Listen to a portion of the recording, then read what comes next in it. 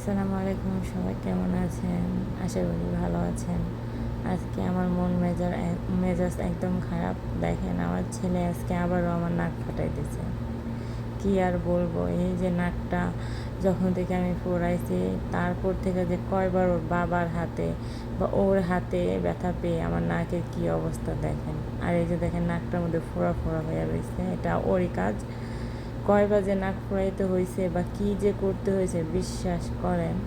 আর এত মেজাজ গরম হইতেছিল, এত কিছু করি নাকটার জন্য, কিন্তু নাকটা ঠিকই হতে পারে না। আমার জন্য সবাই দোয়া করবেন যাতে আমার নাকটা ঠিক হয়ে যায়। আর এত পরিমাণ ব্লিডিং হচ্ছিল, এই যে কিছুদিন আগেও এরকম করছিল ফিটার দিয়ে আমার নাকটা আবারও মানে কাঁচা নাকটারে পাকাই ফেলছে। আবার আজকেও কি করব, ছেলেকে তো কিছু বলা যায় না, বিশ্বাস করেন। এই যে দেখেন, আপনারাই দেখেন কি আমি আর কি বলবো বলেন। সন্তান এরকম কাজ করলে কি করা যায়। আর এত ব্যথা করছিল নাকটা, এই নাকটার জন্য যে কয়জনে কত কথা শুনতে হয়, নাক ফুলটা খুলে ফেলো, এটা করো ওটা করো। নাক ফুল খুলছি, নাক 3বার এটা নিয়ে ফোড়ানো হয়েছে। এই নাকটা আমার একজন আন্টি ফোড়াই দিয়েছে, আর এটা সুই দেওয়া ফোড়ানো হয়েছিল। আর এখানে এখানে একটু জেল দিয়ে রাখছে, দেখে কি একটু ভয়াবহ লাগতেছে।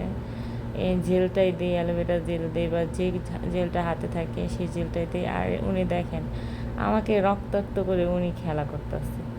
মাশাআল্লাহ। যদি ভিডিওটি ভালো লেগে থাকে, লাইক কমেন্ট সাবস্ক্রাইব করে আমার পাশেই থাকবেন। আল্লাহ হাফেজ।